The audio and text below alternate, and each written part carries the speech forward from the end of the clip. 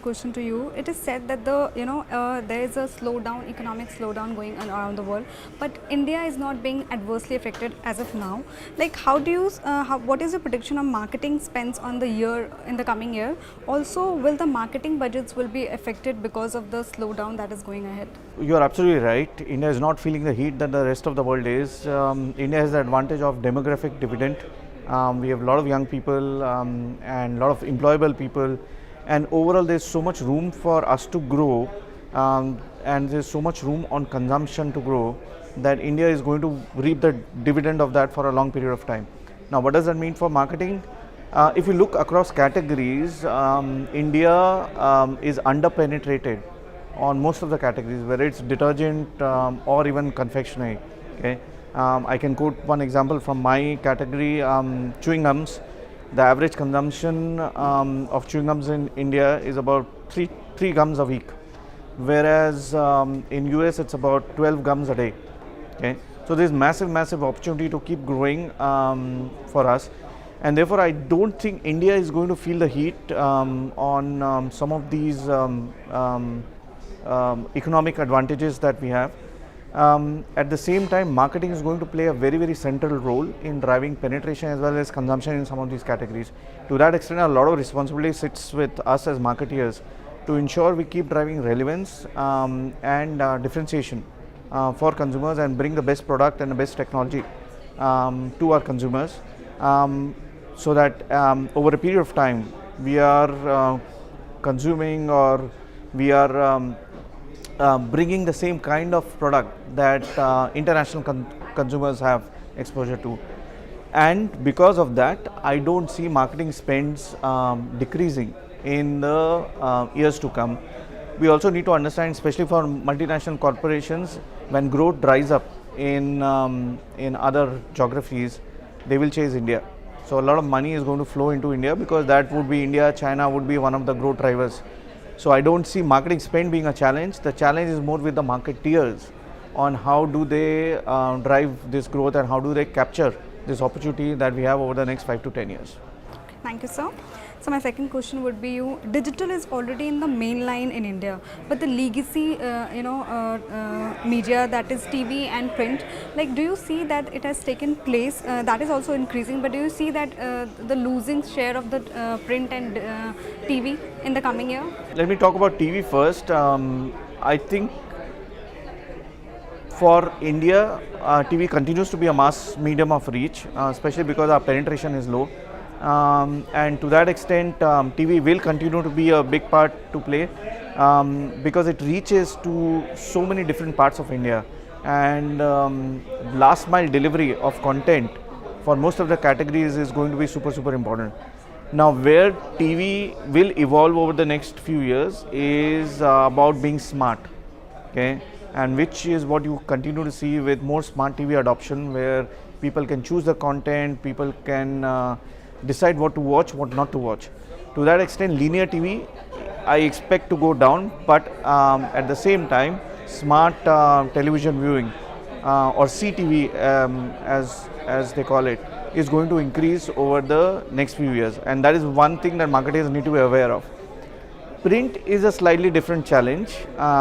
Traditional print works for some categories but does not work for others. It also depends on the target group that you go after. So if you are talking about, if it is about reaching retailers, I would definitely take print, right? Because most of them are reading newspapers during the course of the day, or if you want to reach middle-aged male, print is going to be important as a key reach builder. But for larger population, for women, for younger audience, print is going to be a challenge, and this is where print industry needs to evolve itself into being more tech savvy. And as more and more of these print and news channels become online, there would be opportunities for marketers to spend money on those channels as well. Thank you, sir. So also, with the roles of CMO and marketers have become redundant with the advent of AI, how do you see that? I wouldn't say it's become redundant, because marketers and marketing will always exist. AI spills out what is it's fed, and it's very logic based. Marketing is a lot subjective, as well as objective. So it's a good, I would say marketing is as much a science as it's an art, right? And that is very difficult for AI to fathom. Where AI can be useful is how we interpret data, how we leverage some of that data to our advantage to be able to then communicate with consumers much better, right? So we should look at AI as more as a partner rather than a competition. And I don't think relevance of marketers are going to reduce in the coming years, especially the ones that figure out a way to use data and AI much better than we do today. Okay, the people who have already, accompanied their technology will be on the beneficial side. Exactly. Okay. So, second last question would be: so data is becoming an area where awareness and regulation is increasingly becoming a significant part of it. Like how will this impact the marketing or maybe create relevant customer experiences? Yeah, data being monitored and the experiences being monitored and life in a cookieless world is a big challenge for marketers, because your ability to target precisely is going to be a big challenge. And this is where marketers need to rethink their digital strategy on how do they drive relevance for consumers, so that consumers are more than willing to be partner in the journey. And therefore, as long as you can drive value for them, they'll be willing to share requisite information for with you to be able to drive that experience for them. Now, but if you're just collecting mindless data and trying to reach out to them at the wrong time and place, that is definitely going to be an issue going forward. And therefore, I think again challenges with marketers to figure out what is the right balance between being intrusive versus actually enabling and unlocking a great consumer experience for our audience. So how far will it be difficult for you all people to regulate it? I think it's less about us. It's about the tech providers, whether it's Apple, whether it's Meta, whether it's Google, who will regulate it. Then there is government that's taking a big part in regulation of data across the globe and now in India as well. The challenge for us is to work with those regulations in a way that we are able to create the best value for consumers without being too intrusive and really infringing on their privacy.